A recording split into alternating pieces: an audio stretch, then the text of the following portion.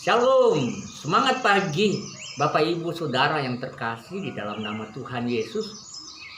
Saya ingin mengajak kita bersama-sama melihat suatu contoh gereja mula-mula. Di dalam Kisah Para Rasul pasal yang keempat, memang berbeda dengan Kisah Para Rasul pasal yang kedua, bagian yang terakhir. Namun demikian ada pola yang sama. Saudara yang saya kasih, mari kita melihat bersama-sama jemaat yang mula-mula dalam Kisah Para Rasul pasal 4 ayat yang ke-32. Demikian firman Tuhan. Adapun kumpulan orang yang percaya itu, mereka sehati dan sejiwa, dan tidak seorang pun yang berkata bahwa sesuatu dari kepunyaannya adalah miliknya sendiri, tetapi segala sesuatu adalah kepunyaan mereka bersama. Saudara, anak kalimat pertama mengatakan demikian. Adapun kumpulan orang yang telah percaya itu. Jadi saudara yang saya kasihi, diawali dengan suatu kisah bagaimana dalam pasal ini Petrus dan Yohanes bersaksi siapa Yesus di tengah-tengah penghakiman para orang Farisi. Dan dia bersaksi secara luar biasa dan berani sebagai orang yang biasa. Mereka bukan ahli Taurat, tetapi mereka sanggup menyampaikan kebenaran fakta firman Tuhan yang penuh dengan kuasa.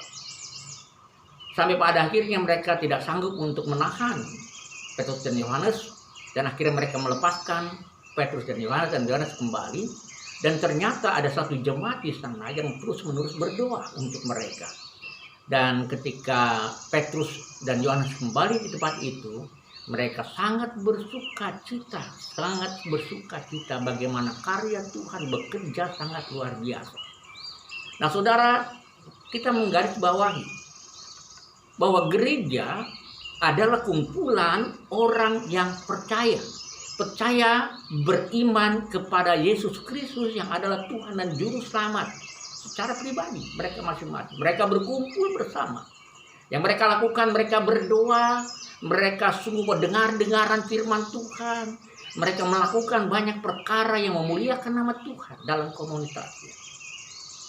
Jadi saudara yang saya kasihi, gereja adalah kumpulan orang yang percaya. Gereja bukanlah gedung gereja, gedung yang tempat orang berkumpul, bukan. Itu sebabnya kalau gereja dibatasi 4 dinding tembok tempat mereka beribadah, gereja itu akan sangat terbatas sekali. Kita dengan asik kusuk dalam persekutuan bersama tanpa kita memikirkan mereka yang membutuhkan pelayanan, pekabaran Injil, pelayanan, mereka perlu mengenal Tuhan lebih dekat lagi. Prinsip kita, gereja adalah gereja tanpa tembok. Setiap kumpulan yang percaya adalah gereja. Jadi saudara yang saya kasih di dalam nama Tuhan Yesus Kristus, siapa gereja? Yaitu saudara yang beriman kepada Tuhan Yesus Kristus sebagai Tuhan dan Juru Selamat secara pribadi, dibaptis dalam nama Allah Bapa, Anak dan Roh Kudus, berkumpul bersama-sama sebagai organisme yang hidup. Jadi dalam keyakinan kita, gereja bukanlah suatu organisasi tetapi organisme yang hidup.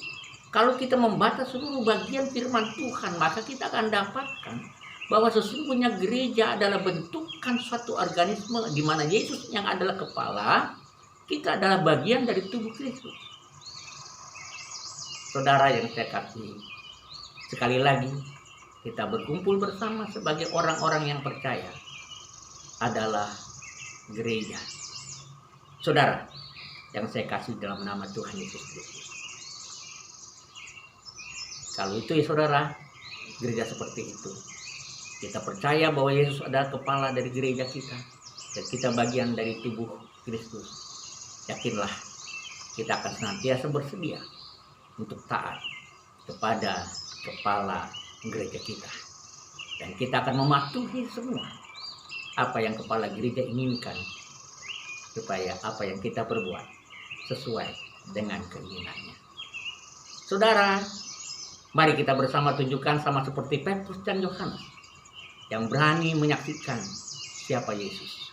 Di tengah-tengah orang yang membenci, bahkan orang sebangsanya sendiri yang membenci. Bahkan seorang sebangsanya sendiri akan memenjarakan bahkan orang sebangsa sendiri yang akan menangkap mereka.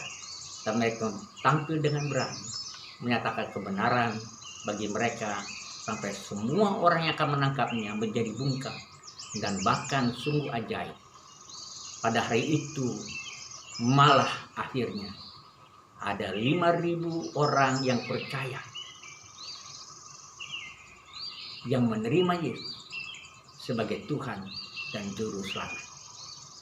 Jadi saudaraku, sebagai orang yang percaya, kita adalah kumpulan orang-orang yang sudah merasakan kasih Tuhan di dalam Yesus, tetapi juga yang menyatakan kasih Tuhan di tengah-tengah dunia yang mungkin membenci saudara, menjauhi saudara, yang akan mencoba menangkap saudara.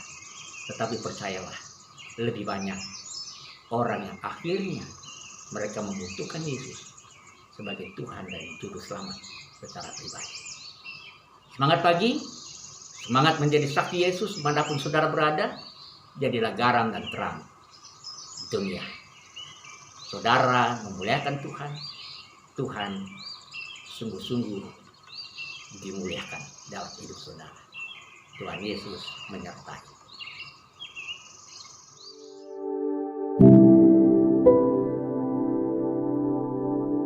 Thank you.